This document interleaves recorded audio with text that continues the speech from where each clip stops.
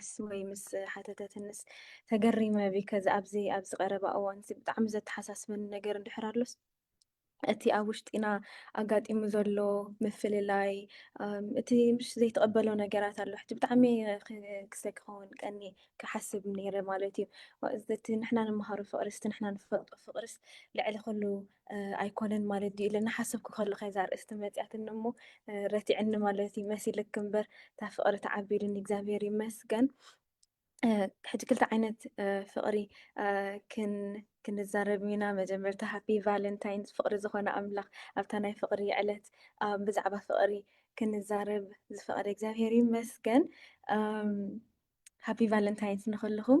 ክልተ ዓይነት ፍቅሪ ካቨር ወይ ክንዛረበሉ ክፍትነ ተቐዳመይቲ ፍቅሪ ፍቅሪ እግዚኣብሔር ማለት እዩ። እታ ኩሉ ሓጢኣትና ተሽፍነልና ካብ ኩሉ ውድቀትና ተፅርየና ካብ ኩሉ ውድቀትና ተልዕለልና ትኽፋእና ትፅልምና ከምዚ ክንፅሊ ከለና ክብሎ ድፀንሐ ምልስ ሓውና ቀትሪ ከሎስ ኣብ ፀልማት ኣሎና ክብል ፀኒሑ ፀልማትና ትቕንጥጥ ፍቅሪ እቲ ሕብርና ተለዊጡ ዘሎሲ ብሓቂ ከንበረ ዘፀዓዱ ፍቅሪ መጀመርታ ብዛዕባ እታ ፍቅሪ እቲኣ ክሳብ ሞት ዝተገልፀትልና ፍቅሪ ንእሽተይ ክንብል ድሓር ድማ እቲ ፍቅሪ ሓድሕድ ካቨር ክንገብሮ ክፍትኔ ደዳለኹ እውን ሕቶ ኣለዋኒ ንዓይ ንኽጥዕመኒ ንዓይ ክኸፍት ሶሪ ኣሕዋተይ give me 1 second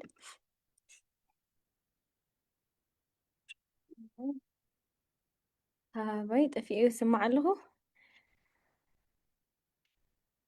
ما على بوغنيس እሺ ኣሕዋተይ ያሬታ ግበረለይ ብሞባይለይ ክኸፍትን ክፍትኒ ጠፍኣኒ ኣሎ ሞንጎ ንዓይ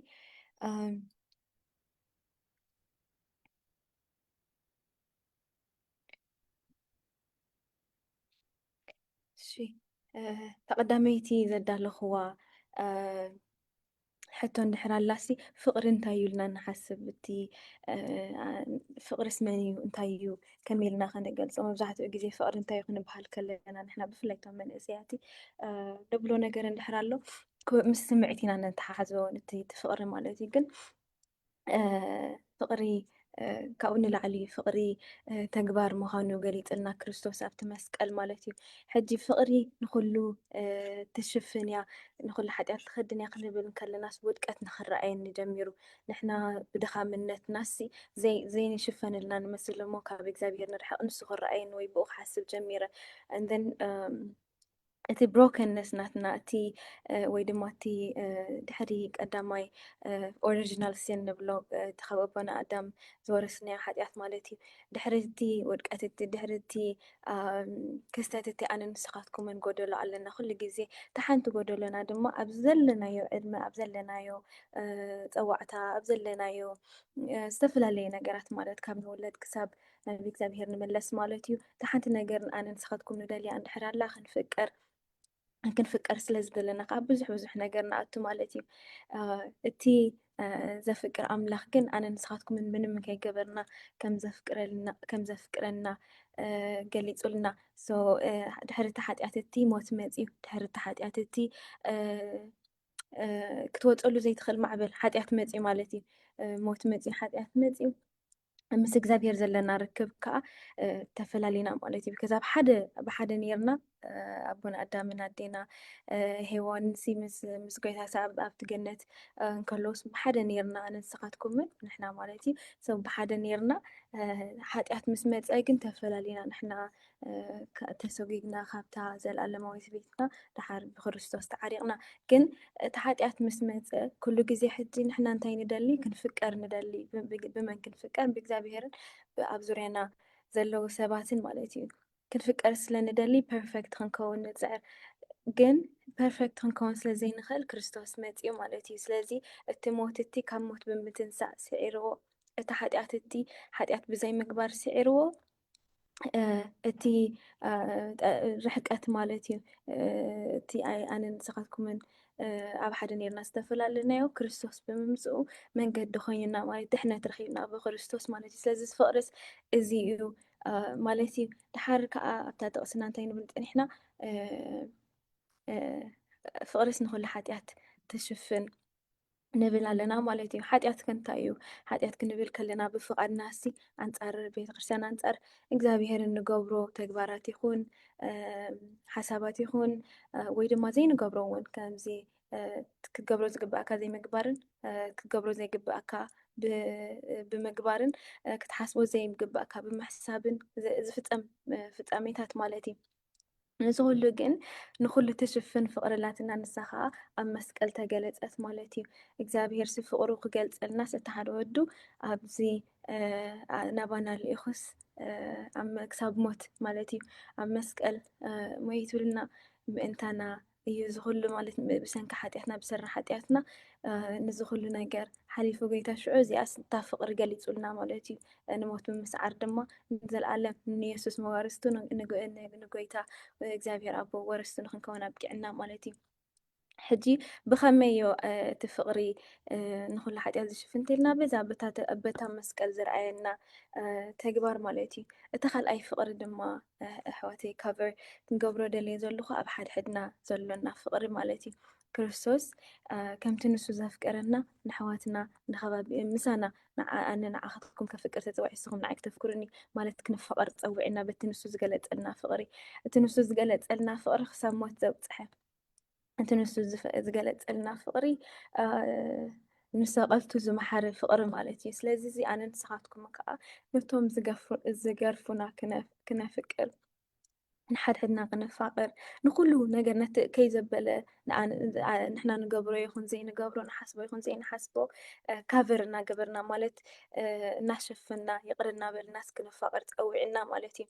ንእሽተይ ብዛዕባ ፍቅሪ እንታይ እዩ ንእሽተይ ካብ ሓንቲ መፅሓፍ ከንብበልኩም ካቶሊካዊ ክርስትና ትብል ብኣባ ሱራፊኤል ተስፋ ገብርኤል ማሕበር ሰላሳውያን ዶን ቦስኮ ዝተተርጎመት መፅሓፍ እያ። ኦሪጂናሊ ፒተር ክሪፍቲ እዩ ፅሒፍዋ። ካቶሊካዊ ክርስትና ትብል ብጣዕሚ ፅብቅቲ መፅሓፍ እያ። ተረኺብኩማ ከተንብብዋ ከተባብዐኩም ይደሊ።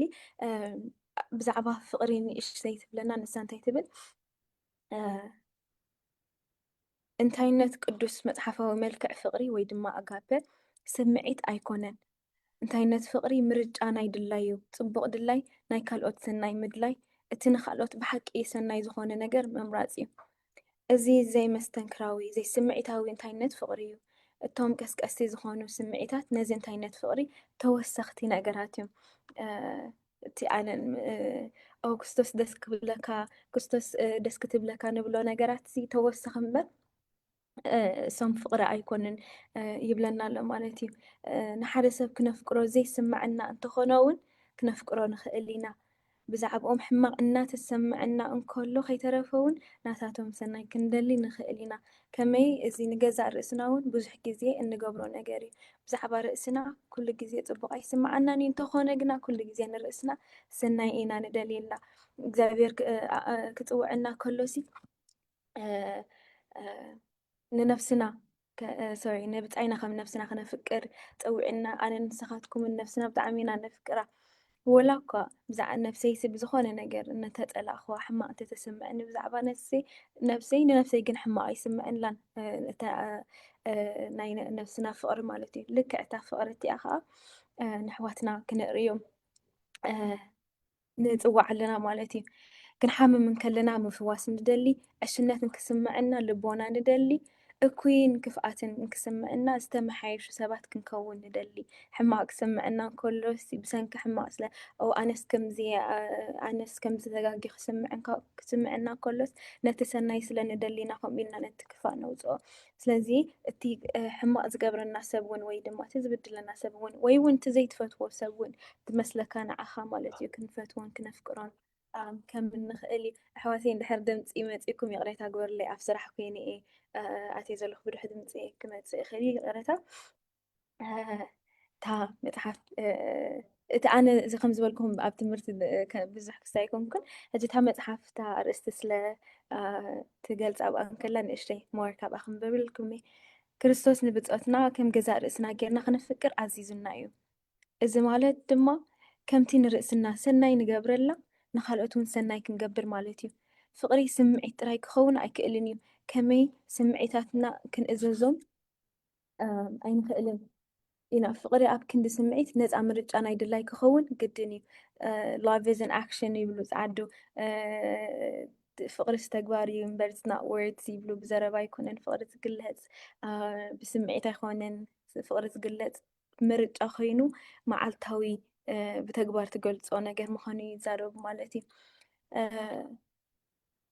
ንእሽተይ ኣብ ቃል ኣምላኽ ድማ እንታይ ይብል ይፈልጥ እግዚኣብሔር ኣነ ንስኻትኩምን በብንእሽተይ ነገር እናተኻሰስና ከም ንነብር እንታይ ኢሉና ንዓይ ንዓኻትኩምን ግን ኣብ ዝለዓለ ስለ ዝፅውዕና ማለት እዩ ንሓድሕድኩም እናተፃወርኩም እቲ ሓደ ካብቲ ሓደ ክሲ እንተለዎ ይቕረ ተባሃሉ ከምቲ ክርስቶስ ይቕረ ዝበለልኩም ንስኻትኩምን ከምኡ ይቕረ በሉ ኣብታ መጀመርታስ ንሓድሕድኩም እናተፃወርኩም ይብለና ማለት እዩ ኣነ ንስኻትኩምን ኣብቲ ሚኒመም ወይ ድማ ኣብቲ ምሻሎ ቤር ሚኒመም ወይ ድማ ኣብቲ ዝኾነ ነገር ዝኾነ ሰብ ክገብሮ ዝኽእል ዘይኮነስ ኣብቲ እግዚኣብሔር ዝገለፀልና ኢና ንፅዋዕ እቲ እግዚኣብሔር ዝገለፀልና ደሞ ንሓድሕድና ክንፃወር ብስጋ ከይንቆፃፀር ማለት እዩ ድሓር እውን እንታይ ይብል ኣብ ልዕሊ ዝኩሉ እውን ፍቅሪ ማእሰር ፍፃመ እሞ ልበስዋ ማእሰር ፍፃመ እታን ኣነ ንስኻትኩምን ከምዚ ብቃል ክትገልፆ ኣይትኽእልን ፍቅሪ ሲ ብቃል ክትገልፆ ኣይትኽእልን ቢካዝ ኣብ መስቀል ተገሊፁ ነቲ ኣብ መስቀል ዝተገልፀ ድማ ብኣፍካ ብቃል ክትገልፆ ኣይትኽእልን ብዛዕባ ፍቅሪ ኣብ ቀዳማይ ቆሮንጦስ እንታይ ይብል በብሓደ ካቨር ክንገብረን ኢና ብቋንቋታት ሰብን መላእኽትን እንተዝዛረብ ፍቅሪ ካብ ዘይህልወኒ ከም ዘድሂ ኣስራሲ ወይ ጭልጭል ከም ዝብል ፀናፅል ምኾንኩ ትንቢት እንተዝህልወኒ ኩሉ ምስጢራትን ኩሉ ፍልጠትን እንተዝፈልጥ ኣኽራን ክሳዕ ዘግዕዝ ከዓ ኩሉ እምነት ተዝህልወኒ ፍቅሪ ካብ ዘይህልወኒ ኮንቱ ምኾንኩ ነይረ ኩሉ ገንዘበይ ከዓ ንድኻታት እንተዝዕድል ስጋይ እውን ንምንዳድ ኣሕሊፈ እንተዝህብ ፍቅሪ ካብ ዘይህልወኒ ሓንቲ እኳ ኣይምጠቐመንን እዩ ፍቅሪ ዓቃልያ ፍቅሪ ለዋሕያ ፍቅሪ ኣይትቐንእን ፍቅሪ ኣይትጀሃርን ኣይትንፋሕን ኣይተስተሓፍርን ናታ ኣይትደልን ኣይተማርርን ኣይትቕየምን እያ ብሓቂ ትሕጎስ እምበር ብዓመፅ ባህ ኣይብላን ፍቅሪ ዓቃልያ ንብል ኣለና ኣሕዋተይ ኣነ ንስኻትኩምን ዓቃላት ዲና ኢልና ንሕተት ኣብ ሓድሕድና ማለት እዩ ነዚ ኩሉ ኣነ ንስኻትኩምን ሓጢኣተኛታት ክነስና ኣነ ንስኻትኩምን ድኹማት ክነስና ኣነ ንስኻትኩምን ውደቃት ክነስና እግዚኣብሔር ግን ብኤንገር ኣይኮነን ገሊፁልና እንታይ ዳ ብፎርጊቭነስ ኣብቲ መስቀል ማለት እዩ ኣነ ንስኻትኩምን ከምቲ ጎይታ ከምቲ ኢየሱስ ንዓይ ንዓኽትኩምን ክንደይ ዓቕሊ እኳ ደኣ ኩሉ ግዜ ዘሳግረና ዘሎስ ነቶም ካልኦት ኣሕዋትና ብዓቕሊ ንኸዶም ዶ ማለት ብዓቕሊ ንፃወሮም ዶ ዓቃላት ዲና ኣነ እታ ፍቅሪ ዓቃልያ ሲ ስምረት ዓቃልያ ክብል ምበቃዕኩ ዶ ምኽኣልኩ ዶ ኢልና ንነፍስና ክንሓትት ማለት እዩ ፍቅሪ ለዋሕያ ፍቅሪ ኣይትቐንእን ፍቅሪ ኣይትጀሃርን ኣይትንፋሕን ኣብዚ ግዜ እዚ ክሕባእ ዘይኽእል ኣሕዋተይ ማለት ኩላትና ብዝተፈላለየ ጃህራ ዝተመላእና ኢና ዝተፈላለዩ በቃ ከምዚ ንንውን ናትና ንውንኖ ነገራት ይመስልና ብሃብትና ንጀሃር ብፍልጠትና ንጀሃር ብቋንቋና ንጀሃር ብዓሌትና ንጀሃር ብዘለናዮ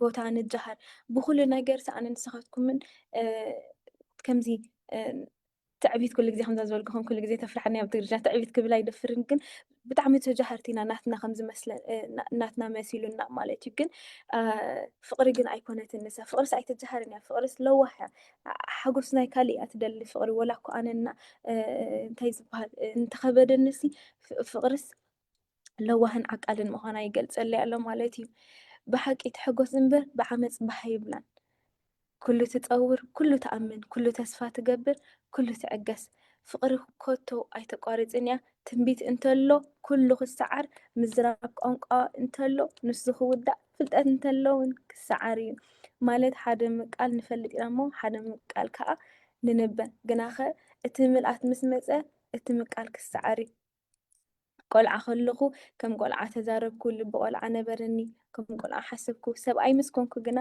እቲ ነገር ቆልዓ ሓደግኩ ሕጅስ ብመረፅን ዋግዋግ ንርኢ ኣሎና ሽዑ ግና ገፅ ንገፅ ክንርኢ ኢና እሞ ሕጂ ምቃል እፈልጥ ኣለኹ ሽዑ ግና ከምቲ ኣነ ተፈለጥኩ ክፈልጥ እየ ሕጂ ግና እምነት ተስፋ ፍቅሪ እዘን ሰለስተ እዚኣተን ይነብራ ካብዚኣተን ተዓቢ ድማ ፍቅሪ እያ እግዚኣብሔር ይመስገን ባዕሉ ብቃሉ እዩ ዝገልፀና እግዚኣብሔር ሲ ካብ ኩሉ ተዓቢ ፍቕሪ ምዃና ይገልጸልና ማለት እዩ። በዚ ክዳለዎ ከለኹ ዝሓስቦ ዝነበርኩ ስለምንታይ እዩ ንሕና ንኻልኦት ሰባት ምሕረት ክንገብር ዝኸብደና? ስለምንታይ እዩ ክነፍቅር ከለና ንፅበ ከምዚ ኮንዲሽን ዘለዎ ኣነ ከፍቅር እንተኮይነስ ከምዚ ክኸውን ኣለዎ፣ ኣነ ንሓወይ ከፍቅሮ እንድሕር ኮይነ ንሓፍተይ ከፍቅራ እንድሕር ኮይነስ ከምዚ ክትከውን ኣለዋ፣ ከምዚ ክትገብር ኣለዋ። እዚ ነገራት እዚ ምስ ዝጎድል ካብ ፍቅረ ይጎድል። ስለምንታይ ኢና ደቂ ሰባት ከምኡ ኢለ ይሓስብ ነይረ? ቢካዝ ብዘይ ኤክስፔክቴሽን፣ ብዘይ ወላ ሓንቲ ትፅቢት፣ ብዘይ እንታይ ነሞ ክንገብረሉ እታ መስቀል ዝገለፀልና ፍቅሪ ማለት እዩ። ብዘይ ወላ ሓንቲ እግዚኣብሔር ንዓይ ንዓኹምን ኣፍቀረና፣ ነታ ፍቅሪ ከዓ ከምኣ ጌርና ንኣሕዋትና ክነፍቅር ፀዋዕና። ስለምንታይ ይከብደና ይብል ነይረ ማለት እዩ። እታ ሓንቲ ዘምፀኻ ወይ ድማ ዝበፃሕክዋ ነገር እንድሕር ኣላ እቲ ዝከብደና ወይ ድማ ከም ዝከብደና ዝገብሮ ነገር እንድሕር ኣሎ ኣነ ንስኻትኩምን ኣብ ቅድሚ እግዚኣብሔርን ኣብ ቅድሚ ኣሕዋትናን ብጣዕሚ humility ወይ ድማ ትሕትና የብልናን። ቢካዝ ላስት ታይም ንብል ነርና እቲ ንዓይ ንዓኹምን ዘፍቀረ ኣምላኽ እቲ ንዓይ ንዓኻትኩምን ክሳዕ ሞት ዘፍቀረና ኣምላኽ ነቶም ሰቐልቱስ እግሮም ዝሓፀበ ኣምላኽ እዩ። ኣነ ንስኻትኩምን ከምኡ ንፅዋዕ እሳ ትከብደና ነቶም ከምቲ ንፅበዮ ዘይኮነልና ሰባት ንኸይነፍቅሮም እታ ትሕት ምባል ትከብደና። ክስቶ ከምዚ ኢልኒ፣ ክስቶ ከምዚ ኢላትኒ፣ ክስቶ ከምዚ ገይርኒ ብጣዕሚ ጨካናት ንኸውን ማለት ቂምተኛታት ንኸውን ንሕዝ ማለት እዩ።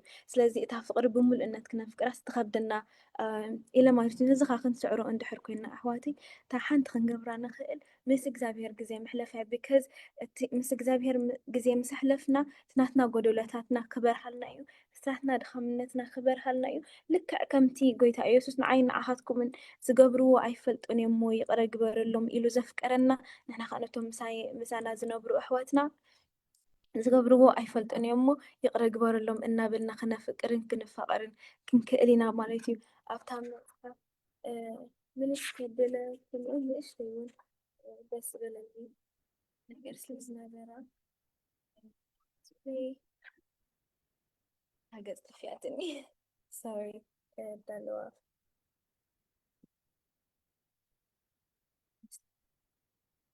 ነዚ ኣብ ፓርቲ ድማ እንታይ ኢላ ትገልፆ? ሰለስተ ደረጃታት ፍቅሪ ማለት እዩ። ፍቅሪ እቲ መሰረታዊ ንወዲ ሰብ ዝቅልሶ እቲ ዝበርትዐ ሰብኣዊ ሓይልን እቲ ቀንዲ ኣገዳሲ ሰብኣዊ ዝምድናን እዩ። ንዓለም ክትዘውር ዝገብራ ፍቅሪ እዩ። በዚ ምክንያት ኣብ ሞራል እቲ ቀንዲ መሰረታዊ ዋጋ ዘለዎ ፍቅሪ እዩ። ቅዱስ ኣገስጢኖስ ንሞራላውነት ከም ቅኑዕ ኣሰራርዓ ፍቅሪ ወይ ድማ ኦርዶ ኣሞሪስ ንዘይ ሞራላውነት ከዓ ከም ዝኑብ ፍቅሪ ገይሩ ይገልፆ። ገዛእ ርእስና ኣብ ሰለስተ ደረጃታት ክተፍቅር እትኽእል ኮይና ንረኽባ። እቲ ልዕሊና ዝኾነ ኣምላኽ ክነፍቅሮ ንኽእል ኢና። ንገዛእ ርእስና ነቶም ማዕሪና ዝኾኑ ካልኦት ሰባትን ክነፍቅር ንኽእል ኢና። ከምኡ ነቶም ትሕቴና ዝኾኑ ኣብ ዓለም ዘለዉ ነገራት ክነፍቅር ንኽእል ኢና። እቲ ኣገዳሲ ሞራላዊ ሕጊ ናይ ቅኑዕ ኣፈቃቅራ ብመሰረት ክውንነት ክተፍቅር ምኽኣል እዩ። እዚ ማለት ከዓ ንኣምላኽ ምምላኽ፣ ንሰባት ምፍቃር፣ ንነገራት ድማ ምጥቃም እዩ። ስለዚ ሰለስተ ዓይነት ደረጃ ፍቅሪ ኢላ ትገልፀልና ማለት እዩ። ንኣምላኽ ብዝርኢ ከመይ ዝበለ ፍቅሪ ኣለና። ንእግዚኣብሔር ኣምላኽካ ብኩሉ ልብኻን ብኩሉ ነፍስኻን ብኩሉ ኣእምሮኻን ብኩሉ ሓይልኻን ኣፍቅሮ ኣብ ወንጌል ማርቆስ ዘላ ቃል ማለት እዩ። እዚ ነዚ ቃል እዚኣስ ብኸመይ ንሕና ነፍቅር? ንእግዚኣብሔር ኣምላኽናስ ብኸመይ ነፍቅሮ? ኣምላኽ ብመሰረቱ መንነቱ ናይ ኣምልኾን ስግዳንን ፍቅሪ ሙሉእ ፍቅሪ ይግብኦ እዩ። ከመይ ንሱ ደረት ብዘይብሉ ህያዋይ ፈጣሪ ኩሉ ህላዌና እዩ። ንነገራት ዋላ እውን ንሰብ ኣምላኽ ኣምልኮ ጣዖትን ዕሽነትን እዩ። እግዚኣብሔር ጥራሕ እዩ ኣምላኽ። ኣምላኽ ንዘይኮነ ከም ኣምላኽ ጌርካ ምውሳድ ኣብ ክውንነት ዘይምንባር እዩ። ደቂ ሰባት ወላ እኮ ዋግኦም ብነገራት ወይ ብገንዘብ እውን ብዝኾነ መለክዕ ዘይልካዕ እንተኾነ ከም ኣምላኽ ዘይድሮታትን ፍጹማትን ኣይኮኑን። ስለዚ ንሰባት ኣምልኾ ኣይግብኦምን እዩ። መለከታዊ ፅዕነት ኣብ እንግድዓ ድርስ ወዲ ሰብ እንተገበርናዮ ዓብይ ዕንወት ክወርደና እዩ። ስለዚ ተቐዳመይቲ ደረጃ ፍቅሪ ንእግዚኣብሔር ዘለና ፍቅሪ ማለት እዩ። ላስት ታይም ትዝክሩ እንድሕር ኮንኩም ኣሕዋተይ ኣብታ ዝነበረትና ሚቲንግ ዝኾነ ነገር ልዕሊ እቲ ንእግዚኣብሔር ትህቦ ግዜ ትህቦ እንድሕር ኣለካ ነፍሱ ናትካ ጣዖት ኮይኑሎ ኢልና ነርና ማለት ፊፋ ሓፍተይ ከባኢልና መንሽን ጌራትና ነራ። እዚ ማለት በደላት ናይ ሰባት በደላት ናይ ገዛእ ርእስና ዝኾነ ነገር በቃ ኣነ ንስኻትኩም ምንሲ ልዕሊ እቲ ግዜና ክንዲ ብእግዚኣብሔር እናሓሰብና ንዑ እንዳምልኽና ንዑ እናፍቀርና ንስኻ ጎይታ ኢኻ እናበልና ክንዲ ንሕልፎ ክስቶ ከምዚ ገይርኒ ክስቶ ከምዚ ገይራትኒ ክስቶ ከምዚ ኢልኒ ክስቶ ከምዚ ኢላትኒ እዚስ መን ኮይኑ ንዓይ እሳስ መን ኮይና ንዓይ ከምዚ እናበልና ንሕልፎ ግዜ ልዕሊ እግዚኣብሔር ጣዖትና ንሰርዖ ኣለና ማለት እዩ። ስለዚ እቲ ንኣምላኽ ዝግባእ ፍቅሪ እውን ነፍቅር የለናን ቢከዝ ኢልና እቲ ክንገብሮ ዝግባአና ብዘይ ምግበርና ንሕና ጣዖትናትና ባዕልና ንፈጥር ኣለና ማለት እዩ። ተኻልአይቲ ደረጃ ድማ ንብፆትና ከም ገዛእ ርእስና ፍቅሪ ክነፍቅር ይግባአና እዩ ማለት እዩ። እዚ ማለት ከዓ እቲ ንገዛእ ርእስና እንህቦ ዓይነት ፍቅሪ ንካልኦት እውን ክንህቦ ይግብአና ማለት እዩ። ኣነ ንስኻትኩም ኣነ ምስ ነፍሰይ ክሓርቕ ክእል እየ ከምዚ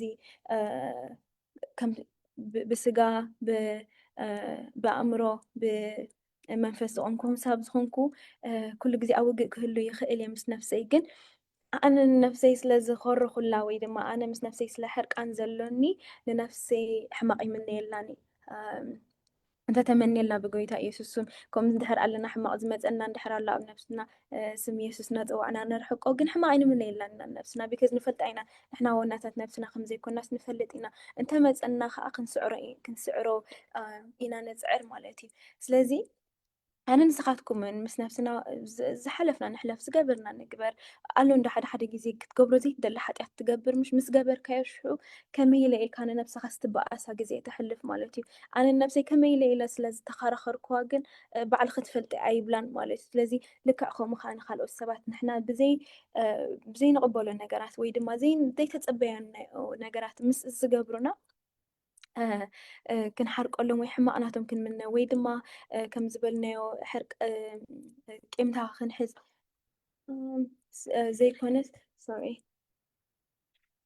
ዘይኮነሲ እንታይ ዳ ክንገብር ይቅረ ክንበሃል ክነፍቅር ልዕሊ ኩሉ ከዓ ልክዕ ከምቲ ነፍስና ጌርና ነፍቅራ ከምኡ ጌርና ክነፍቅር እንተፀዊዕና ማለት እዩ። ሽዑ እንታይ ይስማዓና ኣሎ ብዘይገድስ ኩሉ ግዜ ናይ ገዛእ ርእስና ሰናይ ዝበለፀ ዓቅሚ ሓጎስ ኢና ንደሊ ንካልኦት እውን ልክዕ ከምኡ ክንገብር ይግብአና እዩ። ለንዩ እንታይ ጌርካ ብዘይገድስ ንስኻ ከም ውልቀ ሰብ ኢኻ ኣብ ቅድሚ እግዚኣብሔር ዶ ክትብል ፅባሕ ንጎ ማለት እዩ። ሓደ ነገር ኣነ ንስኻትኩም ንርስዖ እንድሕር ኣሎ ሲ ትንዓይ ንዓኹም ምን ዝጎድእ ንእግዚኣብሔር እውን ከም ዝጎድእ ዘሎ ንርስዖ ኢና ሕጂ ባዕልና ክንምልሶ ንደሊ ባዕልና ሕነና ክንፈድ ንደሊ ባዕልና ንዓይ እኳ ከምዚ ዝገበረት ንሱ ባዕሉ ይፈለጥ ኢና ክንገብር ንደሊ ማለት እዩ። ንርስዖ ትናተይ ናትኩምን ኣምላኽ ሲ ንዓና እውን ዝትንክፈናን ዝብድለናን ከም ዘይደሊ ፈረድትስ ንሕና ክንከውን ንደሊ ማለት እዩ። እዚ ከዓ ጌጋ ከም ዝኾነ ቃል ኣምላኽ እውን ይገልፀልና ማለት እዩ። እዚ ፍቅሪ እዚ ንክንመርፆ ብምርጫና እምበር ብስምዒትና ዝውሰን ስለዘይኮነ ኣብ ስልጣንና እዩ ዘሎ። ስምዒታትና ኩሉ ግዜ ተቀያያሪ እዩ። ስምዒታትካ ክትቆፃፀሮ እምበር ክቆፃፀሩካ ከለዉ ጥፍኣት እዩ ዝመፅእ።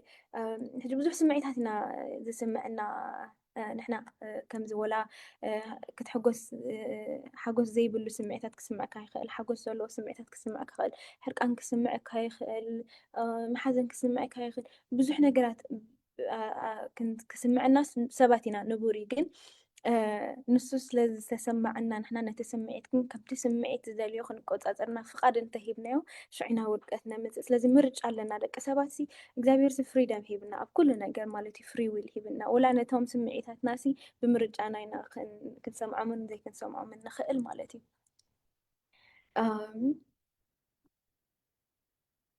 ኦኬ ንኩሎም ሰባት ክንፈትዎም ኣይተኣዘዝናን። ከመይ ምፍታው ዓይነት ፍቅሪ ኮይኑ ግና ኣብ ትሕቲ ስልጣንና ኣይኮነን። ምፍታው ስምዒት እዩ ብድላይና ንመርፆ ኣይኮነን። ክርስቶስ ንኩሉ ሰብ ክንፈቱ እንተትእዝዘና ነይሩ ዓሻ ናይ ስነ ኣእምሮ ምሁር ምኾነ ነይሩ ትብል እዛ መፅሓፍ ማለት እዩ። ነፍስና ከምኡ ኢልና ነተዓሻሸዋ ኢና ሓደ ሓደ ግዜ ከፍቅሮ ግድን ኣይኮነን እኮ ነቲ ሰብ ፈትዎ እየ ግን ከምዚ ምሽ ብስምዒትና ኩሉ ግዜ ነቲ ምፍታው ሓደ ሓደ ግዜ እውን ነቲ ምፍታው ፍቅሪ ኮይኑ ይስምዐና እዩ። ሓደ ሓደ ግዜ ፍቅሪ ስምዒት ኣይኮነን ንብል ኣለና፣ ፍቅሪ ምርጫ እዩ ንብል ኣለና። ሰው ንፍቅሪ ስቲል ክትመርፆን ከይትመርፆን ሲ ፍሪ ዊል ሂብና እዩ እግዚኣብሔር ግን እቲ ምፍታዊ ፍቅሪ ይመስለና ንዓይ ንዓኻትኩምን ሰው ምፍታዊ ክገድል እንከሎ ፍቅሪ ጎዲሉ ንብል ማለት እዩ። ናብ ፅልኢ ባዕልና ትርጉም ንህቦ ማለት እዩ። ንብፆትና ክነፍቅሮም ዝተኣዘዝናሉ ምክንያት ልክዕ ከምቲ ንኣምላኽ ክነምልኾ ዝተኣዘዝናሉ ምክንያት እዩ። ኣምላኽ ኣብ ክውንነት ክንነብር ምስ ሓቂ ክንጋጠምን ይደልየና። ነቶም ካልኦት ሰባት ዝኾንዎ ክውንነት እምበኣር ልክዕ ከም ክውንነት ህላዌና እዩ። ሰብ ክምለኽ ዘለዎ ኣምላኽ ኣይኮነን፣ ከምኡውን ክንጥቀመሉ ዘለና ነገር ኣይኮነን። ሰብ ብኣምሳል ኣምላኽ ዝተፈጥረ ኣካል እዩ። ማዕሪና ከም ምዃኑ መጠን ከም ውሉድ ናይቲ ሓደ መለኮታዊ ኣቦና ክነፍቅሮ ክፍቀር ዘለዎ እዩ። ፍቅሪ ብፃይ እውን እንተኾነ ንብፃይና ኣዝዩ ብዙሕ ፍቅሪ ብምሃብ ማለት ከም ኣምላኽ ብምምላኽ ወይ ድማ ኣዝዩ ውሕድ ፍቅሪ ብምሃብ ማለት ከም ነገር ምጥቃም ይብደል እዩ። ስለዚ ሓደ ሓደ ግዜ ሰባት ጎይታና ንገብሮም ኢና ንሱ ጌጋ ምዃኑ ይገልፀልና ኣሎ። ሓደ ሓደ ግዜ ከዓ ሰባት ንካልኦት ደቂ ሰባት ከማና ከም ነገር ክንጥቀመሎም ንደሊ ኢና። ኣብ ክስታይ ኣብዚ ሕጂ ዘመን ኣምፅኦ ኣነ ንስኻትኩምን ንፋቐር ኣለና የፍቅሮ ተፍቅረኒ እያ ኢልና ንገብሮ ነገራት እውን ኣሎ ማለት እዚኣ ብዙሕ ደፊረ ክዛረበሉ ኣይደልን፣ ግን ንእሽተይ ክንበሃሃል ማለት እዩ። ንሓደ ወይ ንሓንቲ ምስ እናፈቐረ ዘይ ኣንፃር ዘሎ ፀወታ ዘሎ ፍቅሪ ማለት እዩ። ኣነ ንስኻትኩምን ነፍቅሮ ኢና የፍቅሮ ተፍቅረኒ እያ እናተባሃልና ሓደ ሓደ ግዜ ነቲ ብፃይና ነቲ ኣፍቃሪና ወይ ኣፍቃሪትና እንብሎም ከም ኦብጀክት ንሪኦም ኢና ክንጥቀመሎም ንደሊ ማለት ሰው ነቲ ናትካ ግዝያዊ ደስታ ወይ ድማ ግዝያዊ ነገር ሳቲስፋይ ንክትገብር ኢልካ ነቲ ብኣምሳላን ልክዕ ከምቲ ናትካ ኣፈጣጥራ ዘለዎ ሰብ ከም ኦብጀክት ከም ነገር ከም ንብረት ትሪኦ ማለት እዩ። ስለዚ ወይ ሓደ ነገር ብክስታይ ብክልተ ክንሪኦ ማለት እዩ። ወይ ዩዝ ኤንድ ትሮው ማለት ተጠቂምካ ምድርባዩ ወይ ድማ ከም ኦብጀክት እናረኣኻ ክብረት ናይ ሰብ ምጉዳድ እዩ ማለት እዩ። ስለዚ ሰብ ከም ሰብ ክቡር ምዃኑ ክንዝክር ከም ዘለና እዚኣ መፅሓፍ ንእሽተይ ትትንክፎ ማለት እዩ። ንኩሎም ኣብ ዓለም ዘለው ነገራት ኣብ ዓለም ዘለው ማለት እንስሳታት እውን ከይተረፍካ ንእሽተይ ኣብዚ ተንኪፋታ ነይራ። ናይዚ ዓለም እዚ ነገራት ድማ ከም መንነቶም ከከም መጠኖም ክፍቀሩ ኣለዎም። ንኣብነት ካብቶም ከም ሓሳኹ ዝኣመሰሉ ዝተሓተ ስምዒት ዘለዎም እንስሳታት ነቶም ዝለዓለ ስምዒት ዘለዎም ዝለዓሉ እንስሳታት ዝለዓለ ክብሪ ክንህቦም ይግበአና። ንእንስሳታት ካብ ኣታኽልቲ ንላዕሊ ክብሪ ክንህቦም ይግባአና እዩ። ንኣብነት እንስሳታት ክንምግብ ኣታኽልቲ ንቆርፅ፣ ነተኽልቲ ክንምግብ ግና እንስሳታት ኣይንቐትልን ኢና። ንኩሎም ሂወታውያን ድማ ካብዘይ ሂወታውያን ንላዕሊ ጌርና ክነኽብሮም ይግበአና። ኣምላኽ ንነገራት ዝፈጠሮም ንሕና ሰባት ክንጥቀመሎም እዩ።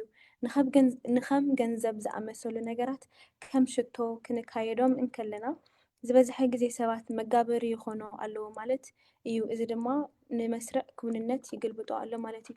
ስለዚ ንኩሉ ነገር ኣብ ዓለም ዘሎ ነገራት ማለት እዩ በብቲ እግዚኣብሔር ዝሃቦ ክብሪ ክነፍቅሮ ተፀዊዕና ኢና ካብ ሰብ ክሳብ እንስሳታት ክሳብ ኣብ ዓለም ዘለው ነገራት ማለት እዩ። ግን ዊ ሃቭ ቱ ቢ ኣዌር ተጠንቂቕና ማለት እዩ። ኣነ ንስኻትኩምን ካብቲ እግዚኣብሔር ዝፅዋዕና ፍቅሪ ንእለኸይ ንህሉ እና እናዘከርና ማለት እዩ።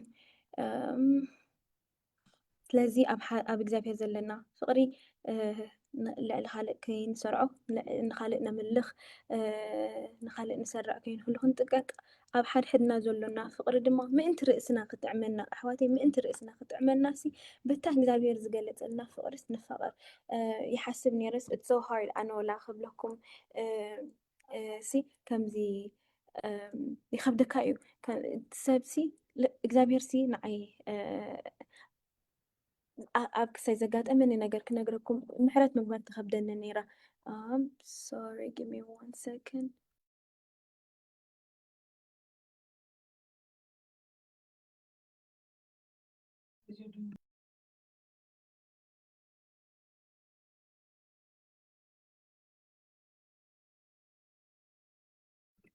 sorry ኣሕዋት ከም ዝበልኩም ኣብ ስራሕ ስለ ዘለኹ ረብሻ ኣይትሓዝሉ ኢኹም። ስለዚ ምሕረት ምግባር ይከብደኒ ነይሩ ካብ ደቃቅ ክሳብ ዓባይ ብዘይገድስ ማለት እዩ። ሕጂ ድሓ ሓደ ግዜ ምስ እግዚኣብሔር ግዜ እናሕለፍኩ ከለኹስ መን ኮንኪ ኢኺ ንስኺ ዝብል ነገራት እግዚኣብሔር ገልፀለይ ማለት እዩ። ድሓር ግዜ ምስ ኣሕለፍኩሉሲ ኣነ መዓልታዊ ንጎይታ እናሰቐልክዎ ዝነብር ኣነ መዓልታዊ እናሓዘንክዎ ዝነብር ከም ዝበል ክኹን ብግብሪ ይኹን ብተግባር ብግብርና ይኹን ብዘይምግባርናን ብሓሳባትና ምዝተፈላለየ ነገር ማለት እዩ እናሰቐልክዎ ዝነብር እንከለኹስ ከመይ ገይረ እየ ንሓወይ ከምዚ ዘይገበረለይ ከመይ ገይረ እየ ንሓፍተይ ከምዚ ዘይገበረትለይ ኢለስ ክሕዘሎም ወይ ድማ ኣብ ቂምታ ግዜ ዝሕልፍ ዘለኹ ኢለ ክሓስብ ጀሚረ። ስለዚ ምሕረት ምግባር ሽዑ ብመጠን ክቐለለይ ጀሚሩ ቢከስ ከምቲ ላስት ታይም ዝበልናዮ እውን ፀሎት ክንገብር ከለናስ ብመጠን ምሕረት ንገብረሎም መሓረና ኢና ንብል። ስለዚ ሽዑ እቲ ምሕረት ምግባር ክቐለለይ ምስ ጀመረ እቲ ምፍቃር እውን ክቐለለይ ጀሚሩ ቢከዝ ንሰብ ሽዑ ከም ስጋ ክሪኦ ዘይኮነ ወይ ድማ ኣነ ንስምረት ክሪኣ ከለኹ ከም ስምረት ዘይኮነስ ከም ኣምሳል ክርስቶስ ክርኢ እግዚኣብሔር ፀጋ ንክህበኒ ማለት እዩ። ብፍቅሪ ኣምላኽ ብፀጋ ኣምላኽ ክኢለ ማለት እዩ። ስለዚ ኣነ ንስኻትኩም እውን ከዓ ከምኡ እቲ ዝበዝሐ ግዜ ባእስና ኣብ ኣንፃር ሰብ ስጋ ዘይኮነስ ኣንፃር መናፍስቲ ምዃኑ እግዚኣብሔር ኣብ ቃሉ ይገልፀልና። ዝበዝሐ ግዜ ከይንፋቀር ወይ ድማ ከምቲ ቃሉ ዝብሎ ፍቅሪ ንኩሉ ሓጢኣት ትሽፍን እያ ትብሎ ዘላሲ ከይንሽፍን ከምቲ ንሱ ዘፍቅረና ከይንፈቀር ዝገብረና ነገር እንድሕር ኣሎ ኣነ ንስኻትኩምን ዝተሓብአ ምስልታት ኣሎና ኣነ ንስኻትኩምን ዘይፈለጥናዮ ፍቅሪ ኣለና ማለት እዩ። ስለዚ ነዚ ነገር እዚ እግዚኣብሔር ክገልፀልና መጀመርታ ኣብ ቅድሚኡ ክንቀርብ ካልኣይ ነገር ከምቲ ንሱ ዘፍቅረና ክንፍቀር እንድሕር ኮይና መጀመርታ ንነብስና እሞ በቲ ንሱ ዝርአየና ዓይኒ ንርኣያ ነቶም ካልኦት ኣሕዋትና ድማ በቲ ንሱ ዝርኦም ዓይኒ ክንሪኦም ክንፍትን ክንጅምር ኢና። ድሓር ክስቶ በዲልኒ ምባል ገዲፍካ ነቲ በደል ምፅላእ ክጅመር እዩ ማለት እዩ። ስለዚ ኣነ ሓደ ሓወይ ሓንቲ ሓፍተይ ንኸየፍቅሮም ከምቲ ቃልና ትብላ ማለት ፍቅርስ ንኩሉ በደል ትሽፍን እያ ትብላላ ንኩሉ ነገር ከምዘየላ ኢኻ ክትሪኦ ማለት ነቲ ሰብ እቲ ክተፍቅሮ ኢኻ ስቲል ነቲ በደል ግን ክትፀልኦ ከጅምር ኢኻ ሽዑ ባእስኻ ምስ ስጋ ምስ ሰብ ዘይኮነ ሕጂ ዮኒ ትብል ረለኹ ኣነ ሕጂ ዮኒ ሓወይ ተበዲልና ኣነ ዮኒ በዲልካኒ ኢላ ኣክንዲ ንዮኒ ዝሓርቀሉ ወይ ድማ ኣክንዲ ንዮኒ ቂምታ ዝሕዘሉ ዮኒ በዲልኒ ኣሎ ግን ነታ በደል ይፀልኣ ንዮንስ የፍቅሮ እየ ንዮንስ ይሓልሉ እየ ኣነ ንዮንስ ሓወይ እዩ ይሓልሉን የፍቅሮን እየ ግን ከምዚ ገይሩ በዲልኒ ኣሎ ስለዚ ጎይታ እቲ ናይ ከምዚ በደል መንፈስ ካብ ዮኒ ሓወይ ያርሕቕ ክንብል ንጅምር ማለት እዩ። ስለዚ ነቲ መንፈስ ናይቲ በደል እቲ ክንፀልኦ ክንጅምር ኢና። ስለዚ እታ በደል ምሽፋን ሽዑ ትጅመር ማለት እዩ። ስለዚ ንዮኒ ኣይክፀልኦን እየ ነታ በደል ግን ክፀልአ ነታ በደል ድማ ብሓይለይ ክልዕል ኣይክእልን ብጎይታ ብናይ የሱስ ሓይሊ ግን ክእስዩ ኢልና ቀዲምና ኣብ መስቀል ንሓጢኣት ስዒርዎ ኣብ መስቀል ንሓጢኣት ንሞት ስዒርዎ ንኩሉ ስለ ድሰዓረ በቲ ጎይታ ዝሃበኒ ስልጣን ድማ ኣነ ሽዑ ኣክንዲ ንዮኒ ዝሓርቀሉ ነቲ በደል ይሓርቀሉ ወይ ድማ ነቲ በደል ይኽርየሉ ማለት እዩ። ስለዚ ኣነ ንስኻትኩምን we're called to a higher place ኣብ ዝለዓለ ቦታ ኢና ንፅዋዕ ኣብ ዝለዓለ ኢና ንፅዋዕ ስለዚ ወይ ከም ዝዓዱ ክብልዎ ከለውስ God has a supernatural power ይብሉ ኣምላኽሲ ካብ ናቹራል ላዕሊ ፓወር ኣለዎ ይብሉ።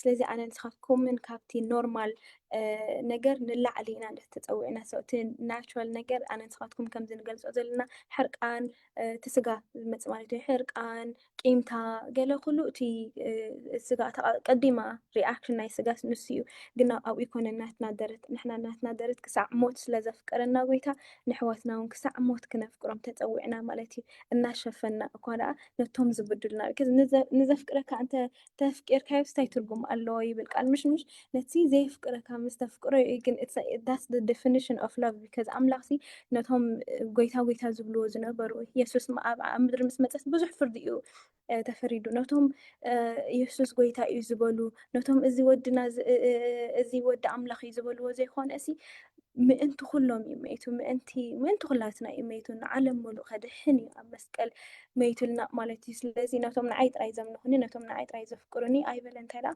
ንኩሉ ኣነ ንስኻትኩም ከዓ ነቶም ዝፈትውና ነቶም ስምረት ዝፈትዋ እዮም ዝፈትዋ ዘይኮነት ነቶም ዝፀልእዋ እያ ክተፍቅር ወላ ንዖም እያ ክተፍቅር ተፀዊዓ ማለት ኣነ ንስኻትኩም ከዓ ወላ ነቶም ዝፈትውና ነቶም ዝቐርቡና ነቶም ንዓና ዝመስሉ ከምኣ ትብል ቃል ከኣላ ንስኻትኩም ብዙሕ ግዜ ንጥቀመላ ንዓይ ዝምስል ንዓይ ትመስል ነቶም ንዓና ዝመስሉ ዘይኮነስ ነቶም ዘይመስሉና ነቶም ዝፀልኡና ነቶም ዝገርፉና ክሳዕ ሞት ክነፍቅር ተፀዊዕና ማለት እዩ። እዚ ከዓ ሓይለይን ሓይልኩም ክገብሮ ኣይኽእልን እንታይ ዳ ሓይሊ ክርስቶስ ክገብሮ ይኽእል እዩ። ስለዚ ኣብኡ ክንውከል ስለዚ ሰለስተ ዓይነት ፍቅሪ ተዘራሪብና ኣለና።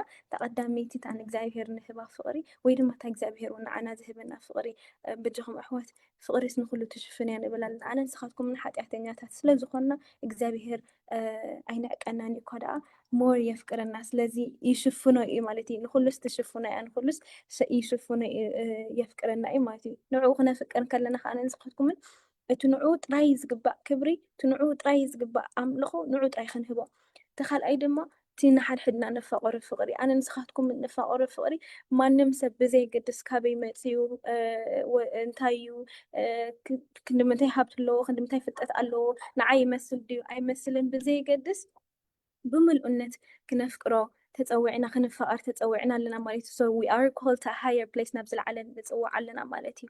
እታ ሳልሰይቲ ድማ ንነገራት ወይ ድማ ኣብ ዓለም ዘሎ ነገራት ንህቦ ክብርን ፍቅርን ማለት እዩ። ኣብታ ካልአይቲ ምልስ ክብል ድማ ንሓወይ ንሓፍተይ ንዓኹም ወይ ምሽ ኣብ ዙርያና ንዘለዉ ሰባት ከም ኦብጀክት ዘይምርኣይ ብፍላይ መንእሰያት ኮይና ማለት እዩ። ዘመን ኣምፅኦ ኣሎ እቲ እግዚኣብሔር ዘቀረበልና እቲ እግዚኣብሔር ዘዳለዎ ነገራት ኣሕሲርና ንሪኦ ኢና። ኣፍቂረዮ ኣፍቂራትኒ ኢልካ ከም ኦብጀክት ምርኣይ ኣሎ። እዚ እውን ክተርፍ ኣለዎ። ሞር ዲፕሊ ኮ ነዊሕ ትምህርቲ እውን ስለዝደለና እቲ ሞር ዲፕሊ ኮ ኣነ እጅ ክኸደሉ ኣይደልን ግን ከም ኦብጀክት ዘይኮነ ከም ሰባት ንፍቃር ክርብሸኩም እዩ ሶሪ it's okay ክርብሸኩም እዩ ሶሪ ከም ዝበልኩም ግን እግዚአብሔር ይመስገን እግዚአብሔር ይመስገን ኣርሴና ባኸብላ ቁርብቲ ድምፂ ከይርብሸኩም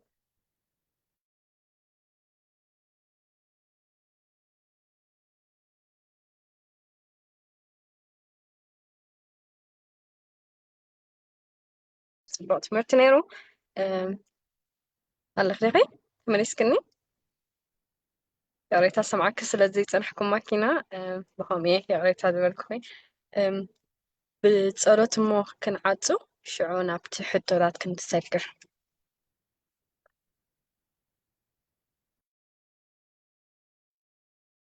ሰላም ወሰናይ መለስ ሓወይ ሰላም ወሰናይ ትህሉ ዶ ትኾን ብጸሎት ክትዓፅወና ኣሎ ሰላም ወሰናይ ሰላም ወሰናይ መለስ ሓወይ ብጸሎት ተዓፅወና ዶ ሽዑ ናብቲ ሕቶን መልስን ክሰግር ብቃል ኣምላክ እግዚአብሔር ዝተመስገነ ይሁን ኣምላክ ባቂ በቃልካ ጌርካ ትዛረበና ፀኒሕካ ብሓፍትና ጌርና ብሓቂ እግዚአብሔር ኣምላክ ነመስግነካ ኣለና ቃልካ ህያው ስለዝኾነ እግዚአብሔር ኣምላክ ብሓቂ ቃልካ ካብ ዝሓልፍ ሰማይን ምድርን ክሓልፍ ዝበልካ ጎይታ ብሓቂ በቃልካ ጌርካ ተናግፈና ፀናሕካ ብሓቂ በቃልካ ጌርካ ፍቅርካ ትገልፀልና ፀናሕካ ጎይታ ነመስግነካ ኣለና ንዓና ትብል ጎይታ ካብ ሰማይ ምድሪ ዝፋንካ ገዲፍካ ዝመፀኻ ንዓና ትብል ክሳዕ ሞት ዘፍቀርካና እግዚአብሔር ዝገብሮ ይፈልጡን እዮም ኢልካ ብምሕረት ትበፅሓና ጎይታ ሳላ ጥራሽ ዘይጠፋእና ስጉስነትካ ምሕረትካ በዚሕልና ጎይታ ብሓቂ ካብቲ ኩሉ ፀላኢ ሰናየት ጎይታ ብሓቂ ንስኻ ኩሉ ነገር ብሓቂ ንስኻ ትዋጋኣልና ዝኾንካ ኣምላኽ ተሳግረና ስለዝኾንካ ካብ ፀልማት ናብ ብርሃን ካብ ሞት ናብ ሂወት ጎይታ በዚ ህያው ቃልካ ጌርካ ዘናገፍካና ሎሚ ልብና ፍቅሪ ስለዝመልአካ ነመስግነካ ኣለና እግዚአብሔር ኣምላክ ቃልካ ህያው ዝኾነ እግዚአብሔር ኣምላክ ነመስግነካ ኣለና ስለቲ ዘይውዳእ ምሕረትካ ስለቲ ዘይውዳእ ፍቅርካ